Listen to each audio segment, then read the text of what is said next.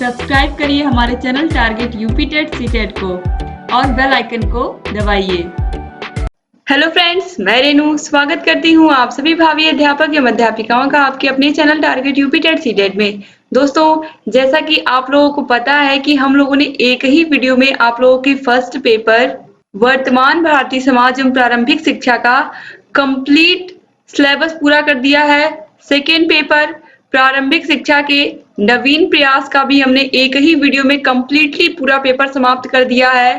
तो अगर आपने उन वीडियोस को नहीं देखा तो प्लीज आप लोग देख लीजिए, क्योंकि आप लोगों के लिए बहुत बहुत यूजफुल वीडियो है। अगर पूरा आपको सिलेबस कवर करना है, एक ही दिन में अच्छे से समझना है, तो उससे बेस्ट वीडियो आपको कहीं नहीं मिलेगा। चाहे आपका फर्स्ट पेपर हो, सेकंड पेपर हो, दोनों ही 50-50 नंबर के हैं, तो बहुत महत्वपूर्ण है, उनको भी आप देखिएगा। और आज की इस वीडियो में हम क्या पढ़ने वाले हैं, ये बहुत महत्वपूर्ण है। आज की इस वीडियो में हम साइंस पढ़ने वाले हैं। आप लोगों के साइंस विषय को कंप्लीटली एक ही वीडियो में हम पढ़ने वाले हैं, अच्छे से समझने वाले हैं, क्योंकि आप लोगों को फर्स्ट पेपर और सेकंड पेपर बहुत ही अच्छे से समझ में आया था और आप लोगों ने बहुत ही रिक्वेस्ट की थी कि मैम सभी विषय का इस तरीके से बनाइए। तो दोस्तों, यहाँ पर आज मैं साइंस विषय को लेकर के आई हूँ और ये जो पूरा साइंस में पढ़ाऊंगी आज यहाँ पर आप लोगों को, इसको आपको अच्छे से समझना है और सभी चैप्टर्स को अच्छे से यहाँ पर हम लर्न करते हुए चलेंगे और समझते हुए चलेंगे, क्योंकि समझना बहुत जरूरी है। अगर आप समझ लोगे तो आपके लिए बेटर होगा, क्योंकि एग्जाम में आपका समझा हुआ ही काम आता है, रटी हुई चीजें कई बार भूल जाती हैं।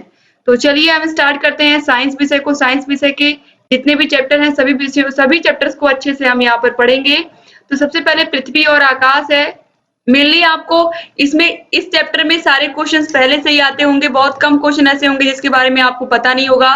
तो बहुत ही आसानी से मैं यहाँ पर आपको समझा देती हूँ। सौर परिवार क्या है आपको पता है, सूर्य और इसके सभी ग्रह मिल करके, ये जितने भी ग्रह यहाँ पर आठों आपको दिख रहे हैं, सूर्य और इसके जो सभी ग्रह हैं ये मिल करके सौर परिवार बनाते हैं।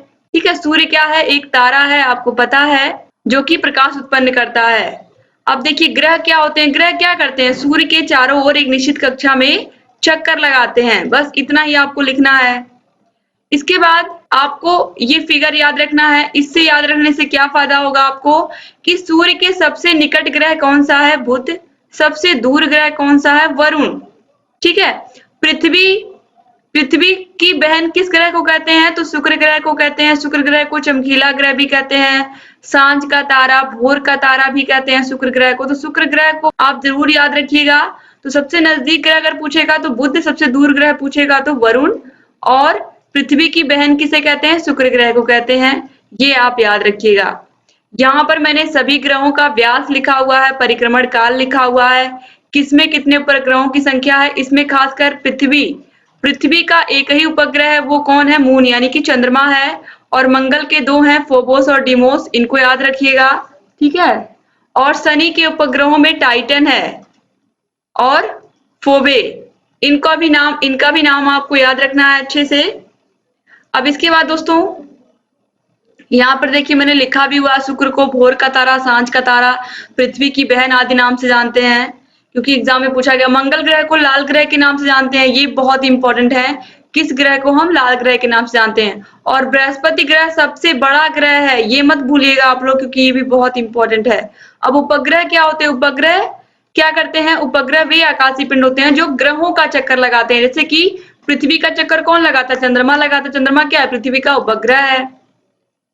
और जो उपग्रह होते हैं वो सूर्य के प्रकाश से प्रकाशित होते हैं। इसके बाद उल्का पिंड के बारे में यहाँ पर बताया गया है।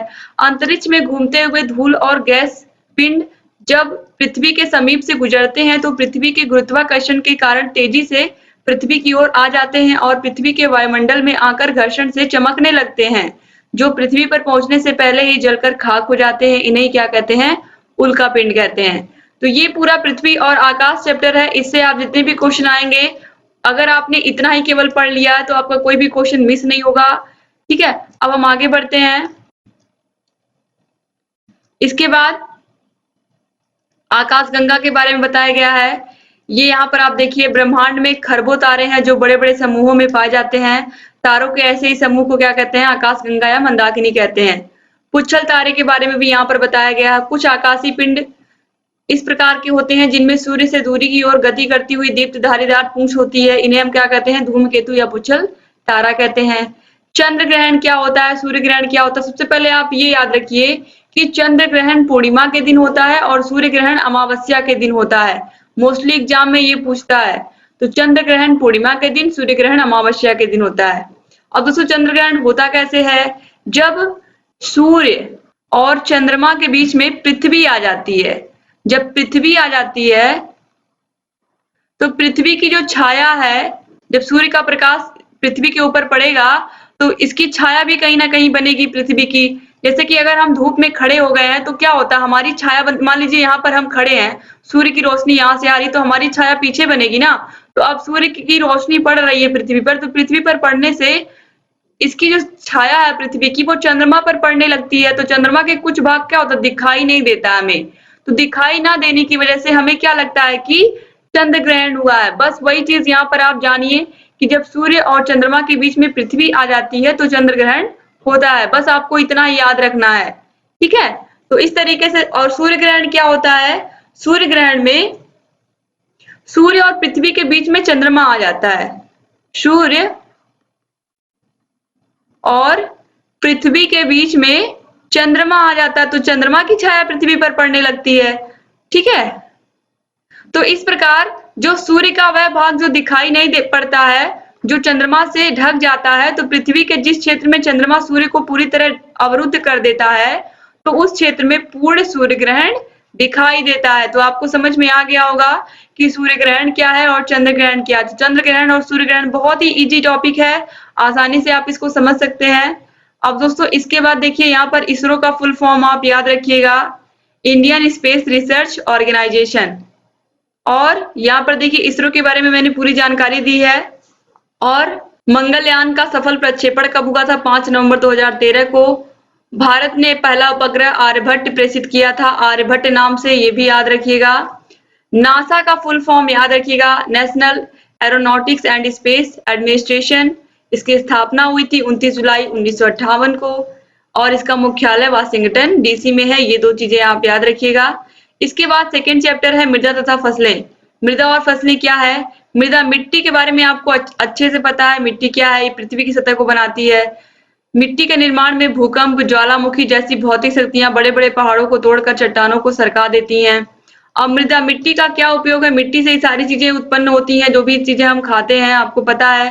पेड़ पौधे मिट्टी के जल के साथ खनिज लवण तथा और जल का अवशोषण करते हैं एवं जल तथा CO2 की सहायता से सूर्य के प्रकाश की उपस्थिति में अपना भोजन भी बनाते हैं। आपको अच्छे से पता है प्रकाश संश्लेषण की क्रिया होती है जिसमें पौधे अपना भोजन बनाते हैं।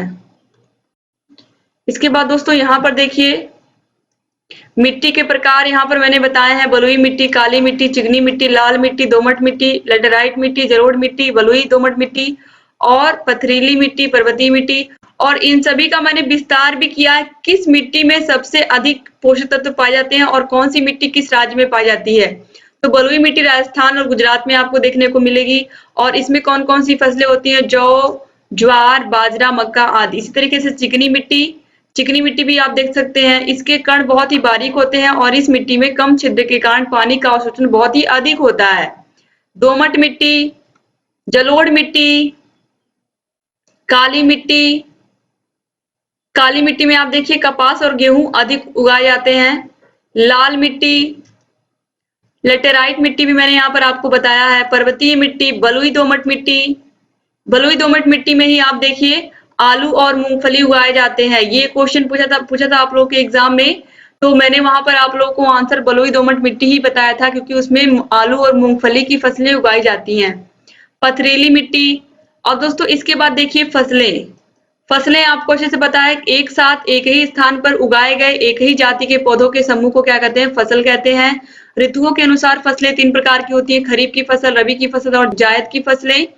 इसके बाद यहाँ पर देखिए खरीफ की फसलों में कौन कौन आता है, रबी की फसलों में कौन कौन आता है, जायद की फसलों में खरीफ में ज्वार, बाजरा, मूंग, अरहर, सोयाबीन, धान, कपास, जूट, मक्का आदि। रबी में गेहूं, जौ, चना, मटर, मसूर, सरसों, मेथी, आलू, बरसीम आदि। जायद में देखिए तरबूज, ककड़ी, लौकी, करेला ये सभी आते हैं। तो आप याद रखिएगा। अब आर्थिक महत्व के आधार पर फसलें, अनाज वाली फसलें आपको पता है कि यहाँ पर देखिए अलग अलग फसलों का उपयोग भी अनेक रूपों में किया जाता है। कुछ फसलें मसालों के रूप में प्रयोग की जाती हैं। अब यहाँ पर देखिए दलहनी फसलें कौन कौन सी हैं, तिलहनी फसलें, सब्जी वाली फसलें, औषधि वाली फसलें, मसाले वाली फसलें। दोस्तों ये सभी चीजें यहाँ पर आप अच्छे से देख सकते हैं और अच्छे से इनको समझ भी सकते हैं, क्योंकि यहाँ पर मैं समझाते हुए भी आगे बढ़ रही हूँ। खेती की उन्नति करना ये क्या है, एग्रीकल्चर है। अब देखिए फसलों का उत्पादन, कर्षण क्या होता है, जुताई हेतु खेती की तैयारी से लेकर फसल काटने तक की सभी क्रियाएं कर्षण कहलाती हैं। जुताई क्यों की जाती है, भूमि को फसल बोने योग्य बनाने की क्रिया को ही जुताई कहते हैं। अब इसके बाद देखिए बुआई और बीज बोने की विधियां कौन कौन सी हैं, छिटकवा विधि है, नरई द्वारा बुआई, साइड ड्रिल द्वारा। अब सिंचाई की विधियां कौन कौन सी हैं, सिंचाई में दोस्तों यहाँ पर आप देखिए प्रवाह विधि, प्रवाह विधि आप लोग के एग्जाम में पूछा हुआ है, इंपॉर्टेंट है। तो प्रवाह विधि में क्या क्या चीजें होती हैं आप देख लीजिए, यहाँ पर आप देखिए इस विधि में परिश्रम कम करना होता है, इसे कटाऊ अथवा अपलावन विधि भी कहते हैं। अपलावन विधि एग्जाम में आपके पूछा था। इस विधि से पूरे खेत में तब तक पानी दिया जाता है जब तक कि पानी पूरे खेत में समान रूप से ना फैल जाए। क्यारी विधि से भी सिंचाई होती है, कुर्ण विधि से भी सिंचाई होती है। इसके अलावा छिड़काव विधि, बॉर्डर विधि, ड्रिप विधि से भी सिंचाई होती है। ठीक है, तो इस तरीके से आपने यहाँ पर देखा। अब इसके बाद आता है जीवों की संरचना। कोशिका किसे कहते हैं, कोशिका बहुत इंपॉर्टेंट है। कोशिका किसे कहते हैं, मानव शरीर असंख्य छोटी छोटी जीवित कोशिकाओं से मिलकर के बना है। इन्हीं इकाइयों को हम क्या कहते हैं, कोशिका कहते हैं। दोस्तों कोशिका जो होती है वो आपको पता है, वनस्पति कोशिका और जंतु कोशिका में प्रमुख अंतर क्या होता है। जो वनस्पति कोशिका होती है इसमें कोशिका भित्ति पाई जाती है, जबकि जंतु कोशिका में कोशिका भित्ति नहीं पाई जाती है। सबसे प्रमुख अंतर यही होता है वनस्पति कोशिका और जंतु कोशिका में। इसके बाद दोस्तों यहाँ पर आप देखिए एक कोशिकीय जीव कौन कौन से होते हैं। एक कोशिकीय जीवों में दोस्तों आपको अमीबा और डायटम मिल जाएंगे। ये क्वेश्चन एग्जाम में पूछा गया है इसलिए मैं आपको बता रही हूँ। इसके बाद दोस्तों देखिए कोशिकाओं का वर्गीकरण किया गया, अलग अलग रक्त की कोशिकाएं, पेशीय कोशिकाएं, अस्थि कोशिकाएं, तंत्रिका कोशिकाएं, संयोजी कोशिकाएं। अब दोस्तों यहाँ पर देखिए रक्त कोशिकाएं, पेशीय कोशिकाएं, अस्थि कोशिकाएं, सभी के बारे में मैंने अलग अलग से बताया है आपको। तंत्रिका कोशिकाएं, संयोजी कोशिकाएं, त्वचा या आच्छादक कोशिकाएं, तो इन सभी के बारे में अच्छे से आप पढ़ सकते हैं। इसका पीडीएफ भी मैं आप लोगों को बिल्कुल दे दूंगी फ्री में, आपको कोई दिक्कत नहीं होगी। बस आप हमारे टेलीग्राम से जुड़ जाइए। अगर आप हमारे टेलीग्राम से जुड़ते हैं तो आपको सभी विषयों का फ्री पीडीएफ हम देंगे। फ्री पीडीएफ के लिए दोस्तों आप प्लीज जुड़ जाइए। आपको कुछ नहीं करना है, आपको डिस्क्रिप्शन बॉक्स और कमेंट बॉक्स में मैं लिंक दे दूंगी और अच्छे से आप सभी टॉपिक्स को साइंस के पढ़ सकते हो, समझ सकते हो और आपको जहां कहीं भी कोई भी समस्या हमसे पूछ सकते हो। दोस्तों ये सभी मेहनत सिर्फ और सिर्फ आप लोगों के लिए ही की जा रही है। आपको पता है आप लोग की तैयारी अच्छी हो, आप लोग एग्जाम में अच्छे नंबर पाओ। मैं सभी विषयों के जितनी भी मैंने नोट्स बनाए हैं, आपको पता है मैंने सभी विषयों के नोट्स बना करके आपको पढ़ाए हैं, सभी को मैं बिल्कुल फ्री में दे रही हूँ आप लोगों को। आप केवल और केवल अपनी मेहनत से एग्जाम में अच्छे मार्क्स लाइए और जितने मेहनत से हम पढ़ा रहे हैं आप बस पढ़ते जाइए। बस एक छोटा सा काम दोस्तों आप हम लोगों के लिए कर दीजिए। अगर हम इतनी मेहनत आप लोगों के लिए कर रहे हैं, हर एक विषय का हम आपको अच्छे से जानकारी तो दे ही रहे हैं हर एक विषय का, साथ ही साथ आप लोग के हर एक विषय को हम कम समय में कैसे अच्छे से पढ़े ये भी बता रहे हैं। तो प्लीज आप लोग वीडियो को शेयर करना मत भूला करिए। अपने फ्रेंड्स के ग्रुप में, व्हाट्सएप ग्रुप, कॉलेज के ग्रुप में जरूर शेयर कर दिया करें, जिससे अधिक से अधिक हमारे डीएलएड के भाई बहन हमसे जुड़ सके और जितनी भी वीडियोस हम बना रहे हैं उन सभी का लाभ ले सके। तो प्लीज दोस्तों वीडियो को शेयर करना आप लोग बिल्कुल मत भूला करिए, ताकि अधिक से अधिक प्रशिक्षुओं तक हम पहुंच सकें और अधिक से अधिक लोगों की हेल्प हो सके। तो अब चलिए यहाँ पर हम देखते हैं कार्य तथा ऊर्जा चैप्टर। ये बहुत ही इंपॉर्टेंट क्वेश्चन है, इससे एग्जाम में आप लोगों के साइंस के विषय में बार बार क्वेश्चन पूछा है। तो कार्य क्या होता है, कार्य किसी वस्तु पर कोई बल लगाने से वस्तु बल की दिशा में कुछ विस्थापित हो जाती है, इसे ही हम कार्य कहते हैं। तो W बराबर F इंटू डी, बल F क्या है बल और D क्या है विस्थापन। तो कार्य बराबर बल गुणे बल की दिशा में विस्थापन। तो बल का मात्रक होता है न्यूटन और विस्थापन यानी कि जो विस्थापन होता है इसका मात्रक होता है मीटर। तो कार्य का मात्रक क्या हो गया, न्यूटन मीटर या फिर जूल, याद रखिएगा आप लोग। इसके बाद ऊर्जा, किसी वस्तु के कार्य करने की क्षमता को उस वस्तु की ऊर्जा कहते हैं, यह एक अदिश राशि है। तो कार्य हो या ऊर्जा हो दोनों ही अदिश राशियां हैं, याद रखिएगा। ऊर्जा काफी मात्रक जूल होता है। अब यांत्रिक ऊर्जा किसे कहते हैं, एग्जाम में बार बार पूछा है। तो यदि किसी वस्तु में केवल यांत्रिक कारणों से कार्य करने की जितनी क्षमता होती है उसे हम उस वस्तु की यांत्रिक ऊर्जा कहते हैं। यांत्रिक ऊर्जा दो प्रकार की होती है, ये आप लोग के एग्जाम में कई बार पूछा गया है। आपके सेकेंड सेमेस्टर के एग्जाम में गतिज ऊर्जा, स्थितिज ऊर्जा दो प्रकार की होती है। गतिज ऊर्जा का फॉर्मूला क्या होता है, गतिज ऊर्जा होती क्या है? तो गतिज ऊर्जा क्या है, आप देखिए, किसी वस्तु में उसकी गति के कारण जितनी ऊर्जा निहित होती है उस वस्तु को हम क्या कहते हैं, उसकी गतिज ऊर्जा कहते हैं। K = ½ mv², जहां पर m क्या है, द्रव्यमान है, v क्या है, वेग है। इसके बाद है स्थितिज ऊर्जा। किसी वस्तु में उसकी स्थिति के कारण जो ऊर्जा निहित होती है उसे उस वस्तु की स्थितिज ऊर्जा कहते हैं। अब स्थितिज ऊर्जा कई प्रकार की होती है, गुरुत्वीय स्थितिज ऊर्जा, प्रत्यास्थ स्थितिज ऊर्जा, स्थिर वैद्युत स्थितिज ऊर्जा, चुंबकीय स्थितिज ऊर्जा। अब यहाँ पर देखिए P = mgh, जहां पर P क्या है, स्थितिज ऊर्जा है, m द्रव्यमान, g गुरुत्वीय त्वरण और h क्या है, ऊंचाई। ऊर्जा संरक्षण का नियम बहुत बहुत बहुत ही महत्वपूर्ण टॉपिक है, law of conservation of energy. ऊर्जा कभी भी समाप्त नहीं होती है। ऊर्जा क्या होती है, एक फॉर्म से दूसरे फॉर्म में चेंज होती है, यानी कि जो ऊर्जा होती है वो एक प्रकार की ऊर्जा से दूसरे प्रकार की ऊर्जा में परिवर्तित होती है। ऊर्जा कभी भी नष्ट नहीं होती है। तो ऊर्जा के संरक्षण के नियम के अनुसार ऊर्जा कभी नष्ट नहीं होती है, वह केवल एक प्रकार की ऊर्जा से दूसरे प्रकार की ऊर्जा में परिवर्तित होती रहती है। ऊर्जा ना तो उत्पन्न की जा सकती है और ना ही नष्ट की जा सकती है। ब्रह्मांड की समस्त ऊर्जा सदैव नियत रहती है। याद रखिएगा आप लोग इसको दोस्तों। ऊर्जा का रूपांतरण, हम ऊर्जा को नष्ट नहीं कर सकते ना उत्पन्न कर सकते हैं, बस क्या कर सकते हैं, एक प्रकार की ऊर्जा को दूसरे प्रकार की ऊर्जा में रूपांतरित कर सकते हैं, और वही हम करते हैं। आप देखिए यहाँ पर ऊर्जा के रूपांतरण में विद्युत बल्ब या ट्यूबलाइट, ये जितनी चीजें यहाँ पर मैंने बताई हैं ये सभी आप लोगों को अच्छे से याद कर लेनी है, क्योंकि इन सब से एग्जाम में बहुत सारे क्वेश्चन पूछे जाते हैं। अब यहाँ पर आप देखिए विद्युत बल्ब या ट्यूबलाइट विद्युत ऊर्जा को प्रकाशीय ऊर्जा एवं ऊष्मीय ऊर्जा में बदलते हैं, क्योंकि जब आप लाइट को ऑन करते हो तो आपको क्या दिखता है कि उस कमरे में पूरा उजाला हो गया, प्रकाश तो हो गया, लेकिन धीरे धीरे क्या होता है, वो जो बल्ब होता है, ट्यूबलाइट होता है, वो भी क्या होता है, गर्म होता रहता है।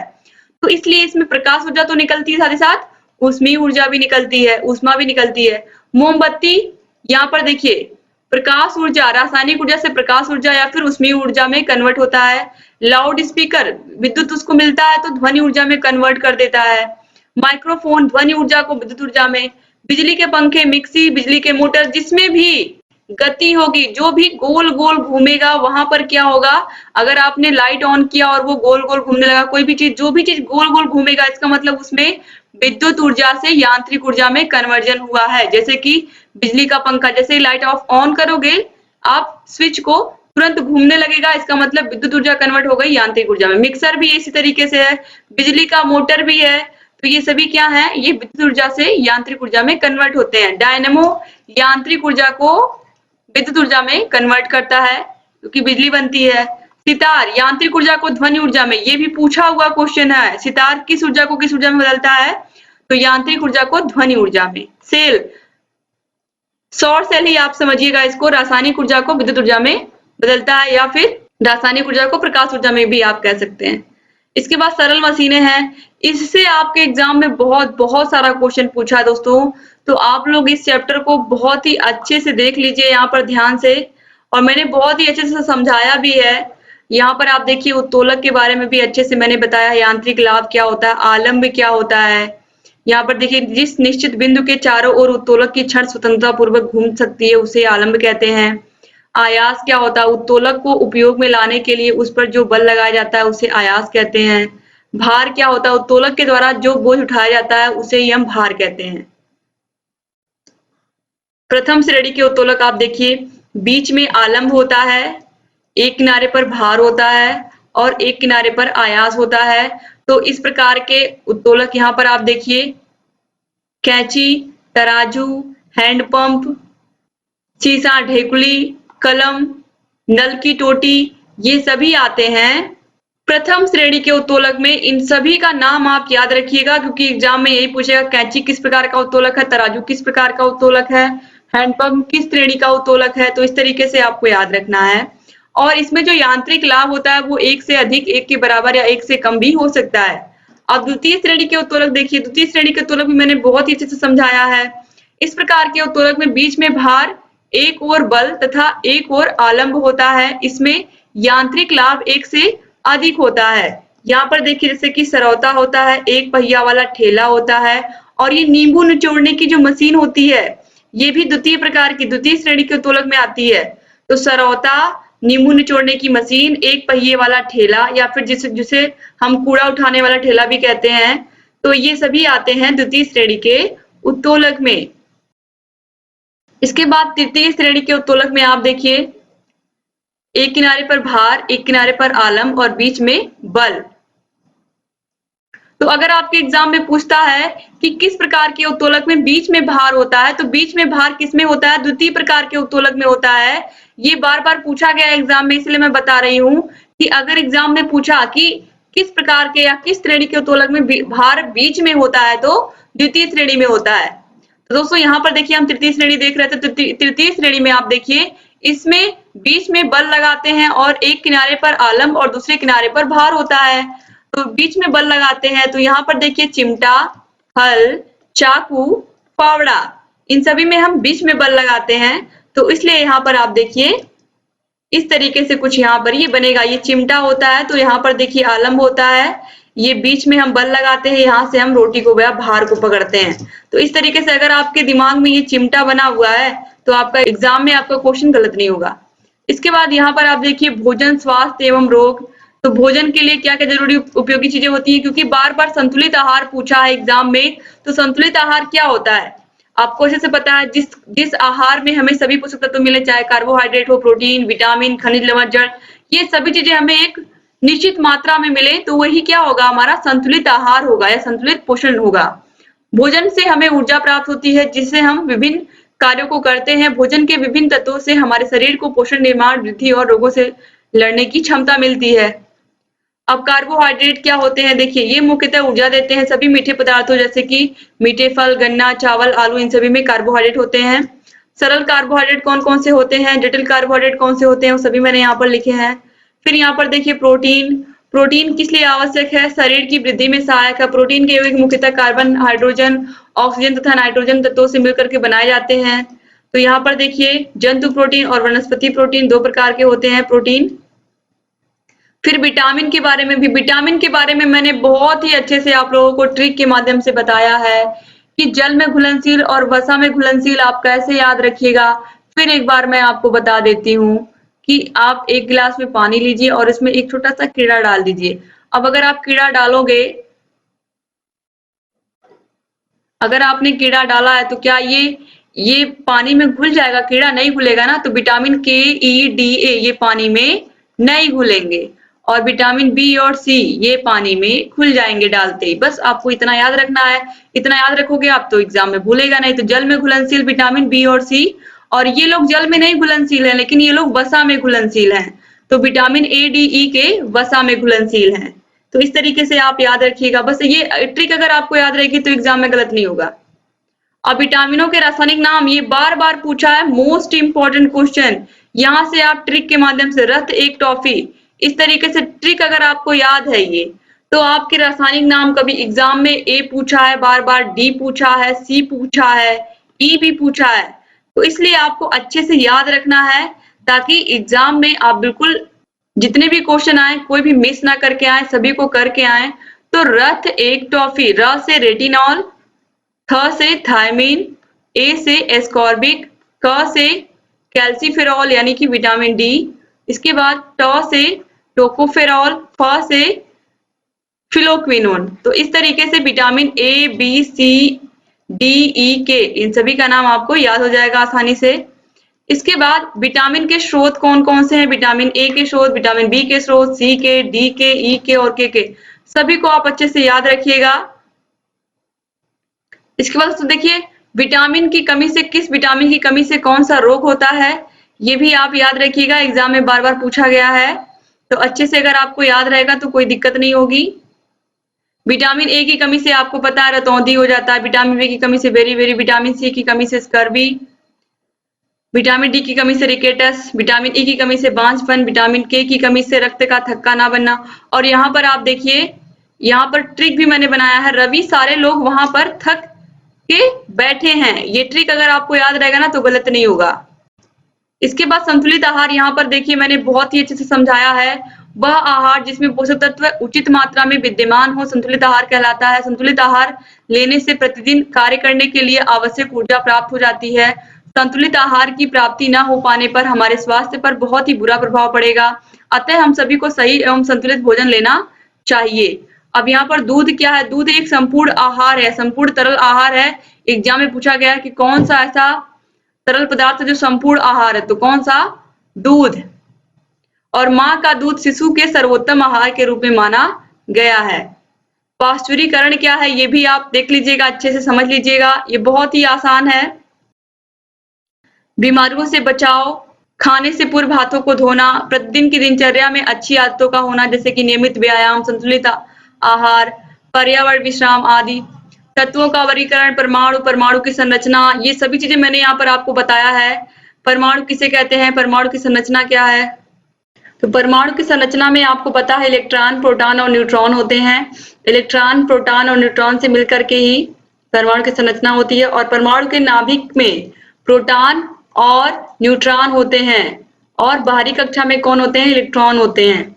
तो याद रखिएगा आप लोग, समस्थानिक किसे कहते हैं और संभारिक किसे कहते हैं? एक ही तत्व के परमाणु जिनका परमाणु द्रव्यमान भिन्न हो किंतु परमाणु संख्या समान हो, वे समस्थानिक कहलाते हैं। हाइड्रोजन के 3 समस्थानिक हैं, सामान्य हाइड्रोजन, ड्यूटेरियम, प्रोटियम या ट्रिटियम। तो यहाँ पर आप देखिए परमाणु क्रमांक समान है लेकिन द्रव्यमान संख्या क्या है? भिन्न है। संभारिक क्या होते हैं? वे तत्व जिनका परमाणु भार समान किंतु परमाणु संख्याएं भिन्न भिन्न होती हैं, संभारिक तत्व कहलाते हैं। जैसे कि आर्गन, पोटेशियम और कैल्शियम, ये तीनों ही संभारिक हैं। इनका परमाणु भार 40 है किंतु इनकी परमाणु संख्या या परमाणु क्रमांक क्या है? 18, 19 और 20 है। अब इलेक्ट्रॉन, प्रोटॉन और न्यूट्रॉन की खोज किसने की है? ईंट पर नाच। ईंट पर नाच, बस इतना अगर आपको ये ट्रिक याद है तो आपका एग्जाम में गलत नहीं हो। इलेक्ट्रॉन थॉमसन, पर प्रोटॉन रदरफोर्ड, न्यूट्रॉन चैडविक। तो इलेक्ट्रॉन की खोज थॉमसन ने, प्रोटॉन की खोज रदरफोर्ड ने और न्यूट्रॉन की खोज चैडविक ने की थी। अब हमारे पास पड़ोस में होने वाले जो परिवर्तन है, दैनिक जीवन में होने वाले जो परिवर्तन है, इनमें मंद परिवर्तन होते हैं, तीव्र परिवर्तन होते हैं। तो मंद परिवर्तन में दूध से दही का बनना, नाखूनों का बढ़ना, बच्चों का बड़ा होना। और तीव्र परिवर्तन क्या है? गुब्बारे का फूट जाना अचानक से, रसोई गैस का जलना, माचिस की तीली का जलना आदि। नियमित परिवर्तन में दोस्तों देखिए रात और दिन, चंद्रमा का आकार बदलना, हृदय का धड़कना, ऋतुओं का बदलना, ये सब नियमित होते हैं। अनियमित में क्या होता है? कभी कभी अचानक आंधी आ गया, तूफान आ गया, सूखा पड़ गया, भूकंप आ गया, ये सभी क्या है? अनियमित परिवर्तन जो कभी कभी होते हैं, जिनका कोई नियम नहीं होता है। उत्क्रमणीय परिवर्तन, ऐसे परिवर्तन जिनमें परिस्थितियां उलट देने पर पदार्थ वापस अपनी मूल स्थिति में आ जाते हैं, उत्क्रमणीय परिवर्तन कहलाते हैं। जैसे कि जल का बर्फ में बनना, बर्फ को फिर आप रख दोगे बाहर तो फिर वो बर्फ किस में बदल जाएगा? किस में बदल जाएगा? जल में बदल जाएगा। फिर बर्फ को आप गर्म भी कर दोगे तो फिर वो जल में बदल जाएगा, पानी में। इसके बाद अनुत्क्रमणीय परिवर्तन, यानी कि जिन्हें हम परिवर्तित नहीं कर सकते हैं। जैसे कि दूध से दही एक बार बन गया, जमा दिया आपने, तो फिर आप दही से दूध नहीं बना सकते हैं ना। इसी प्रकार कागज है, एक बार आपने इसको जला दिया तो ये राख बन गया और कार्बन डाइऑक्साइड बन गया। अब इस राख और कार्बन डाइऑक्साइड से आप कभी भी कागज वापस नहीं बना सकते हैं। और ये भौतिक और रासायनिक परिवर्तन, मोस्ट इंपॉर्टेंट, भौतिक और रासायनिक परिवर्तन आपको अच्छे से समझना है कि जो भौतिक परिवर्तन होते हैं, इसमें यहाँ पर देखिए ऐसे परिवर्तन जिसमें पदार्थ की आकृति एवं भौतिक अवस्था में परिवर्तन होता है परंतु कोई नया पदार्थ नहीं बनता है, वह भौतिक परिवर्तन कहलाता है। यानी कि पदार्थ की आकृति हो सकता है बदल जाए, वो जैसा दिखता था वैसा ना दिखे, लेकिन जो उसके मूल तत्व हैं, उसकी जिस चीज से वो बना है वो चीज नहीं बदलेगी।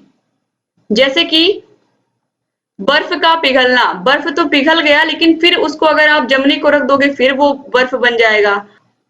मोम का घी का पिघलना, पिघल जाएगा, लेकिन अगर आप उसको टेम्परेचर कम करोगे तो फिर जम जाएगा। तो अब उसके तत्व नहीं कहीं जा रहे हैं, जो उसका मेन चीज, जो उसका गुण है वो कहीं नहीं जा रहा है। लोहे की छड़ का गर्म होना, लोहे की छड़ गर्म हुई उसके बाद फिर वो ठंडी हो जाएगी।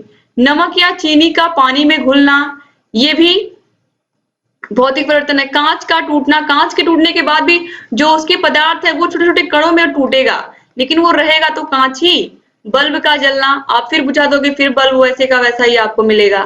पदार्थ का चूर्ण बनाना, जैसे कि आपने कोयले का चूर्ण बना दिया छोटा छोटा, तो वो रहेगा तो कोयला ही। कोयले को पीस कर पाउडर बनाना, लेकिन उसके जो पदार्थ का गुण है कोयला, वो तो उसके अंदर रहेगा ही। बादलों का बनना, ये सभी क्या है, भौतिक परिवर्तन है। अब रासायनिक परिवर्तन क्या है? रासायनिक परिवर्तन ऐसा परिवर्तन जिसमें परिवर्तन के बाद एक नया पदार्थ बन जाता है जिसके गुण मूल पदार्थों के गुणों से भिन्न होते हैं, रासायनिक परिवर्तन कहलाता है। बने हुए पदार्थ को पुनः मूल अवस्था में परिवर्तित नहीं किया जा सकता है, जैसे कि दूध का जमना, दूध से दही बन गया, दही से दूध आप नहीं बना सकते, ये होगा रासायनिक परिवर्तन। पदार्थ का जलना, एक बार कागज को आपने जला दिया तो फिर जलने के बाद जो राख है उससे आप वापस कागज नहीं बना सकते हो, तो ये रासायनिक परिवर्तन हो गया। भोजन का पचना, लोहे की कील पर जंग लगना, दूध का फटना, लकड़ी और कागज का जलना, ये सभी क्या है, रासायनिक परिवर्तन है। अब प्राकृतिक परिवर्तन क्या होते हैं? प्राकृतिक परिवर्तन में देखिए, प्रकृति में स्वतः होने वाले जो परिवर्तन होते हैं वो प्राकृतिक परिवर्तन कहलाते हैं, जैसे कि पृथ्वी का सूर्य के चारों ओर परिक्रमा करना, मौसम का बदलना, बादल का आना, वर्षा का होना, ज्वालामुखी का फूटना, भूकंप का आना, ज्वार भाटा का आना, आंधी तूफान, सूखा, बाढ़ का आना, पर्वतों पर बर्फ का जमना, ये सभी प्राकृतिक परिवर्तन है। प्राकृतिक, इसमें आप आंधी तूफान, बाढ़ को प्राकृतिक आपदा भी कह सकते हो, ज्वालामुखी, भूकंप को, ये सभी प्राकृतिक परिवर्तन है। इस पर मनुष्य का कोई जोर नहीं है। इसके बाद कृत्रिम परिवर्तन क्या होते हैं? मनुष्य द्वारा किए गए नए परिवर्तन को हम क्या कहते हैं? कृत्रिम परिवर्तन कहते हैं। जैसे कि मिट्टी से हम क्या बना देते हैं? ईंट बना देते हैं। ये कौन बनाता है? मनुष्य बनाता है। पत्थरों से सामान, लकड़ी से कुर्सी, मेज, खिड़की, दरवाजा, दूध से दही, घी, पनीर, मक्खन, क्रीम बनाना आदि क्या है? कृत्रिम परिवर्तन है। अब नियंत्रित परिवर्तन क्या है? ऐसे परिवर्तन जिन पर मनुष्य का नियंत्रण होता है नियंत्रित परिवर्तन कहलाते हैं। जैसे कि चलती हुई गाड़ी को धीमा होना, चलती हुई गाड़ी का क्या हो जाना? धीमा हो जाना, अथवा तेज करना, रोकना, जलती हुई आग का धीमा अथवा तेज करना, ये क्या है? नियंत्रित परिवर्तन है। अब अनियंत्रित परिवर्तन क्या है? ऐसे परिवर्तन जिन पर मनुष्य का नियंत्रण नहीं होता है वो अनियंत्रित परिवर्तन कहलाते हैं। जैसे कि समुद्र में लहरों का उठना, तूफान का आना, बादलों का आना, रात दिन का होना आदि। तो इस तरीके से दोस्तों यहाँ पर आपके साइंस विषय में मैंने जितना नोट्स बनवाया था आप लोगों को सभी यहाँ पर एक ही वीडियो में सबको मैंने समझा दिया।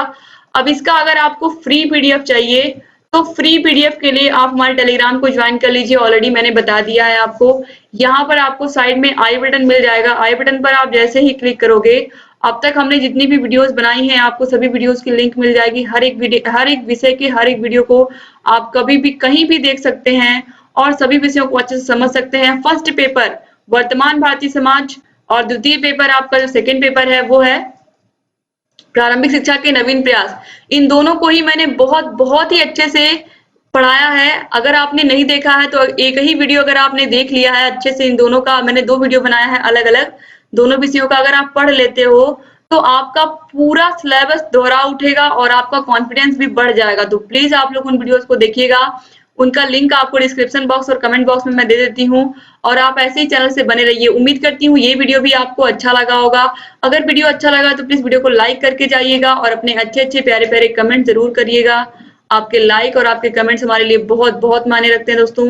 ऐसे ही हमारे चैनल से बने रहिए और सभी वीडियोस को देखते रहिए और आपको जहाँ कहीं भी कोई भी समस्या है हमसे पूछते रहिए।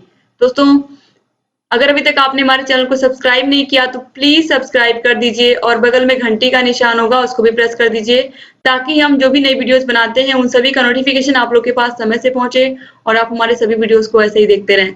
आपके सभी विषयों को मैं इसी तरीके से पढ़ाऊंगी और सभी का बिल्कुल फ्री पीडीएफ दूंगी। बस केवल आप ऐसे ही हमारे चैनल से बने रहिए और वीडियो को शेयर करना अपने सभी फ्रेंड्स को कॉलेज ग्रुप में, व्हाट्सएप ग्रुप में शेयर करना बिल्कुल मत भूलिएगा ताकि आपके कॉलेज के फ्रेंड्स भी हमसे जुड़ सके, आपके कॉलेज के जितने भी फ्रेंड्स सब जुड़ सके और अधिक से अधिक प्रशिक्षुओं तक हम पहुंच सके और आपकी तैयारी और बेहतर हो सके। तो एक बार फिर से आप सभी का बहुत धन्यवाद दोस्तों। उम्मीद करती हूँ आपको ये वीडियो भी अच्छा लगा होगा। कैसा लगा आप जरूर बताइएगा। और आप लोगों को तैयारी में मदद मिल रही है या फिर नहीं, इससे ये भी आप लोग कमेंट करके मुझे बताइएगा। तो एक बार फिर से आप सभी लोगों का बहुत-बहुत धन्यवाद दोस्तों। मिलते हैं नेक्स्ट वीडियो में, तब तक अपना ख्याल रखिएगा, अपने परिवार का ख्याल रखिएगा और ऐसे ही हमारे चैनल से बने रहिएगा। जय हिंद दोस्तों।